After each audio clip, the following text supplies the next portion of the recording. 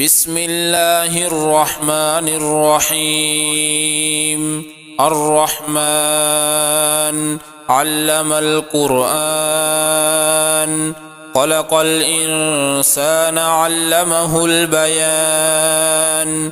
الشمس والقمر بحسبان، والنجم والشجر يسجدان.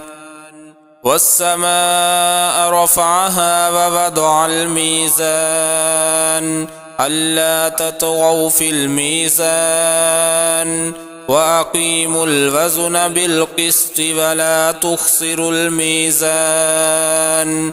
والأرض وضعها للأنام، فيها فاكهة والنخل ذات الأكمام، والحب ذو العصف والريحان. فبأي آلاء ربكما تكذبان؟ خلق الإنسان من صلصال كالفخار، وخلق الجان من مارج من نار. فبأي آلاء ربكما تكذبان؟ رب المشرقين ورب المغربين، فبأي آلاء ربكما تكذبان؟ مرج البحرين يلتقيان، بينهما برزخ لا يبغيان. فبأي آلاء ربكما تكذبان؟ يخرج منهما اللؤلؤ والمرجان. فبأي آلاء ربكما تكذبان؟ وله الجوار المنشآت في البحر كالأعلام. فبأي آلاء ربكما تكذبان؟ كل من عليها فان، ويبقى وجه ربك ذو الجلال والإكرام. فبأي آلاء ربكما تكذبان؟ يسأله من في السماوات والأرض، كل يوم هو في شأن. فبأي آلاء ربكما تكذبان؟ سنفرغ لكم أيها الثقلان. فبأي آلاء ربكما تكذبان؟ يا معشر الجن والإنس إن استطعتم أن تنفذوا من أقطار السماوات والأرض فانفذوا، لا تنفذون إلا بسلطان. فبأي آلاء ربكما تكذبان؟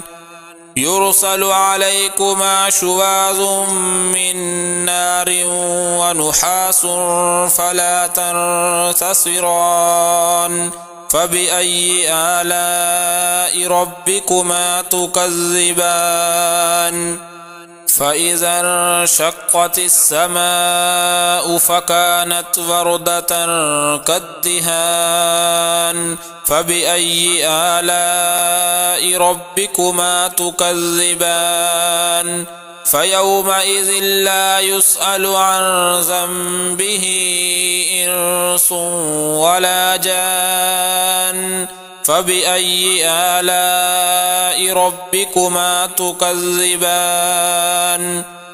يعرف المجرمون بسيماهم فيؤخذ بالنواصي والأقدام. فبأي آلاء ربكما تكذبان؟ هذه جهنم التي يكذب بها المجرمون، يطوفون بينها وبين حميم آن.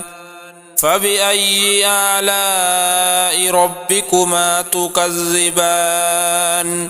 ولمن خاف مقام ربه جنتان، فبأي آلاء ربكما تكذبان ذواتا أفنان فبأي آلاء ربكما تكذبان فيهما عينان تجريان فبأي آلاء ربكما تكذبان فيهما من كل فاكهة زوجان فبأي آلاء ربكما تكذبان متكئين على فرش بطائنها من استبرق وجنى الجنتين دان فبأي آلاء ربكما تكذبان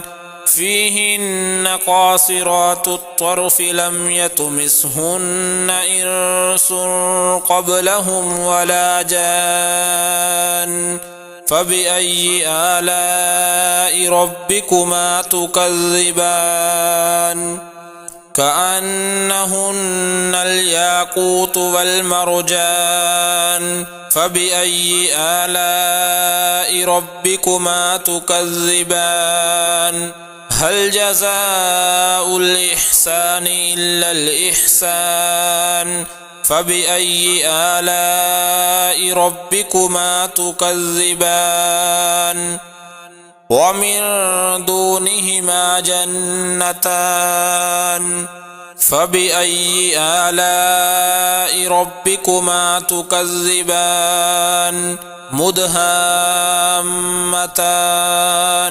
فبأي آلاء ربكما تكذبان فيهما عينان نضاختان فبأي آلاء ربكما تكذبان فيهما فاكهة ونخل ورمان فبأي آلاء ربكما تكذبان فيهن خيرات حسان فبأي آلاء ربكما تكذبان حور مقصورات في الخيام فبأي آلاء ربكما تكذبان لم يطمثهن إنس قبلهم ولا جان